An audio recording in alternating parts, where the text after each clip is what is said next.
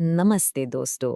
कभी सोचा है आपने कि एक स्टेज प्ले, एक नाटक सिर्फ एंटरटेनमेंट से कहीं ज्यादा हो सकता है? क्या वो एक पॉलिटिकल वेपन भी बन सकता है? आज हम शेक्सपियर के जमाने के एक ऐसे ही खास जॉनरे की दुनिया में चलेंगे, रेनेसांस हिस्ट्री प्ले। ये सिर्फ कहानियां नहीं थे, ये वो औजार थे जो एक पूरे देश की सोच को बदल सकते थे। तो सबसे बड़ा सवाल यही है, आखिर कैसे कुछ नाटक मिलकर एक पूरे देश को कंट्रोल कैसे कर सकते हैं? इस एक्सप्लेनेशन में हम इसी हाई स्टेक्स गेम को समझेंगे, जहां पावर, प्रोपेगेंडा और नेशनल आइडेंटिटी सब दांव पर लगे थे। चलिए देखते हैं हमारा सफर कैसा रहेगा। सबसे पहले हम आखिर समझेंगे कि ये हिस्ट्री प्ले होता क्या है। फिर हम उस दौर के सबसे पावरफुल पॉलिटिकल आइडिया यानी द ट्यूडर मिथ को डीकोड करेंगे। उसके बाद इन नाटकों के थीम्स और स्ट्रक्चर का पोस्टमार्टम करेंगे। फिर हम मिलेंगे इस जॉनर के मास्टर शेक्सपियर से, और आखिर में इन नाटकों के असली पॉलिटिकल असर को, उनके रियल वर्ल्ड इम्पैक्ट को समझेंगे। तो चलिए शुरू करते हैं सबसे बुनियादी सवाल से। आखिर ये हिस्ट्री प्ले है क्या?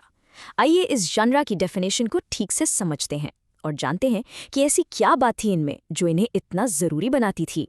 देखिए, रेनेसांस हिस्ट्री प्ले एक ऐसा ड्रामेटिक जॉनरा था जो इंग्लैंड के इतिहास पर बेस्ड था। फोकस में कौन थे? वहाँ के राजा, रानी और देश की भलाई। लेकिन असली खेल यहाँ है। ये नाटक अतीत के बारे में जरूर थे, पर लिखे जा रहे थे उस दौर के लोगों के लिए। इनका मकसद सिर्फ पुरानी कहानी सुनाना नहीं था, बल्कि उस इतिहास को अपनी ऑडियंस के लिए इंटरप्रेट करना था, यानी उसको एक नया मतलब देना। अब एक मजेदार बात यह है कि सारे हिस्ट्री प्लेज एक जैसे नहीं थे। शुरू में जो आए उन्हें हम क्रॉनिकल प्लेज कहते हैं। सोच लीजिए, ये एक डॉक्यूमेंट्री की तरह थे। स्ट्रक्चर बिल्कुल लूज, बस एक के बाद एक घटनाएं। फोकस था सिर्फ फैक्ट्स और लड़ाइयों को रिकॉर्ड करने पर। और टोन बिल्कुल सीधा साधा देशभक्ति वाला प्रोपेगेंडा। लेकिन फिर आए शेक्सपियर जैसे मास्टर्स, जिन्होंने इस जॉनर को मैच्योर्ड हिस्ट्री प्लेज में ट्रांसफॉर्म कर दिया। यहाँ स्ट्रक्चर एकदम टाइट और ड्रामेटिक हो गया, फोकस कैरेक्टर के दिमाग और पॉलिटिकल फिलॉसफी पर चला गया, और टोन एम्बिग्यूस हो गया, जो आपसे सवाल पूछता था कि पावर की असली कीमत क्या है। ओके, अब इन नाटकों को ठीक से समझने के लिए हमें उस दौर की सबसे इम्पॉर्टेंट पॉलिटिकल कहानी को समझना होगा।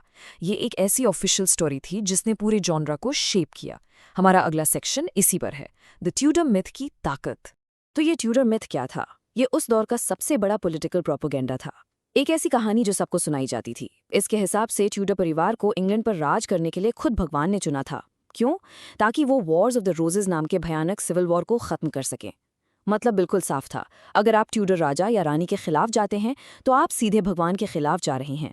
ये क्वीन एलिजाबेथ के परिवार के शासन को जस्टिफाई करने का एक जबरदस्त तरीका।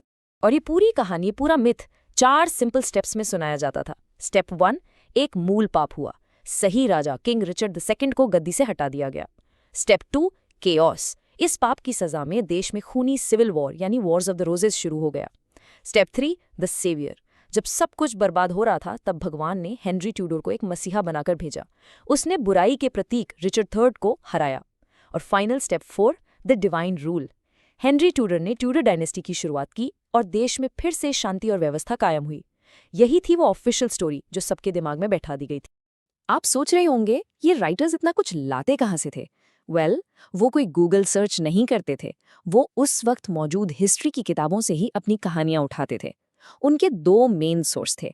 एक थी रफेल हॉलिंशेड की क्रॉनिकल्स, जो शेक्सपियर का सबसे बड़ा सोर्स था, और दूसरी थी एडवर्ड हॉल की किताब, जो पूरी तरह से ट्यूडर मिथ को ही प्रमोट करने के लिए लिखी गई थी।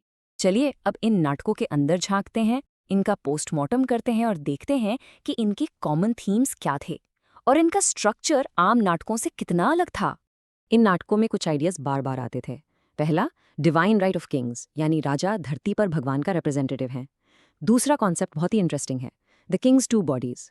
इसके मुताबिक एक राजा के 2 शरीर होते हैं। एक उसका अपना इंसानी शरीर जो मर सकता है, गलतियां कर सकता है, और दूसरा है बॉडी पॉलिटिक, यानी देश का अमर शरीर जिसका वो सिंबल है। असली प्रॉब्लम तब शुरू होती है जब राजा का इंसानी शरीर अपने लालच या कमजोरी में देश के अमर शरीर को नुकसान पहुंचाता है।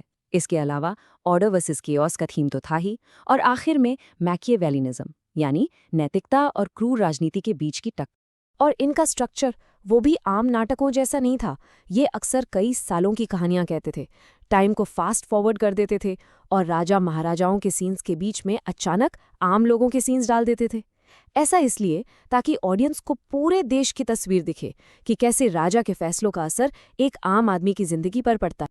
अब बात करते हैं इस जॉनरा के सबसे बड़े उस्ताद की। क्रिस्टोफर मार्लो ने जरूर इसकी नींव रखी, पर इस जॉनरा को इसकी बुलंदियों तक पहुंचाने वाले थे विलियम शेक्सपियर।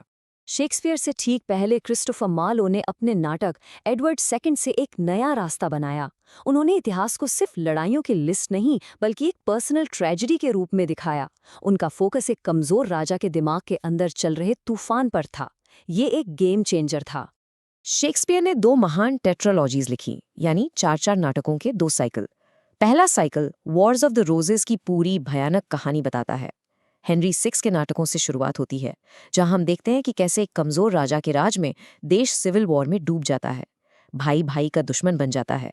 और इस पूरे केओस का क्लाइमैक्स है रिचर्ड III, एक परफेक्ट माकियावेलियन विलन। और जब उसका अंत होता है तभी ट्यूडर एरा शुरू होता है। उनकी दूसरी और ज्यादा फेमस टेट्रोलॉजी इस कहानी का प्रीक्वल है। इसकी शुरुआत होती है उस मूल पाप से जब रिचर्ड द्वितीय को गद्दी से हटाया जाता है। इसके बाद की कहानी एक कैरेक्टर की जर्नी है, प्रिंस हॉल की। हम देखते हैं कि कैसे एक बिगड़ा हुआ लापरवाह शहजादा अपनी जिम्मेदारियों को समझता है और आखिरकार हेनरी V में एक आदर्श, एक आइडियल राजा बनकर सामने आता है। ये एक परफेक्ट किंग बनने की एपिक स्टोरी। तो हमने इन नाटकों के बारे में बहुत कुछ जान लिया, लेकिन इस सब का असली मतलब क्या था? Why does it matter? चलिए अपने आखिरी सेक्शन में इनके रियल वर्ल्ड इम्पैक्ट को देखते हैं। ये स्लाइड दिखाती है कि इन नाटकों के जरिए एक अच्छे राजा का आइडिया कैसे इवॉल्व हुआ। शुरू में था मार्लो का हीरो जो सिर्फ अपनी ताकत से राज करता था। फिर आया रिचर्ड III जैसा चालाक विलन। फिर हेनरी IV जैसा प्रैक्टिकल रूलर जो मजबूत तो था लेकिन उसे गद्दी छीनने का दोष था। और आखिर में आया हेनरी V जो एक परफेक्ट कॉम्बिनेशन था, जिसमें पॉलिटिकल समझ भी थी और इंसानियत भी। और इन नाटकों की ताकत सिर्फ स्टेज तक नहीं थी, इसका असर असली दुनिया पर पड़ता था। इसका सबसे बड़ा सबूत 1601 में मिलता है। कुछ विद्रोहियों ने क्वीन एलिजाबेथ के खिलाफ बगावत करने से ठीक एक रात पहले शेक्सपियर की कंपनी को एक्स्ट्रा पैसे देकर रिचर्ड II प्ले परफॉर्म करवाया। ये वो नाटक है जिसमें एक राजा को गद्दी से हटाया जाता है। सोच के देखिए, उन्हें लगा कि इस नाटक को देखकर जनता भड़क जाएगी। ये घटना साफ दिखाती है कि लोग इन नाटकों को कितना सीरियस लेते थे। प्लेराइट्स बहुत स्मार्ट थे। वो जानते थे कि सीधे सीधे क्वीन एलिजाबेथ की आलोचना करने पर उनका सर कलम हो सकता है, इसलिए वो इतिहास को एक आईने की तरह इस्तेमाल करते थे। अगर उन्हें क्वीन एलिजाबेथ के बढ़ते टैक्स पर शिकायत करनी है तो वो किंग रिचर्ड II के नाटक में दिखाते कि वो कितना ज्यादा टैक्स लेता था। ऑडियंस समझदार थी, वो इशारा समझ जाती थी। तो आखिर में हम फिर से उसी सबसे बड़े सवाल पर आते हैं, क्या ये नाटक हिस्ट्री थे या प्रोपेगेंडा? क्या ये सच दिखा रहे थे या ट्यूडर सरकार की बनाई हुई ऑफिशियल स्टोरी को और मजबूत कर रहे थे? शायद इसका जवाब इन दोनों के बीच में कहीं छिपा है। ऐसे ही और भी इंटरेस्टिंग एक्सप्लेनर्स के लिए सब्सक्राइब करें। हमारे साथ जुड़ने के लिए आपका बहुत बहुत धन्यवाद।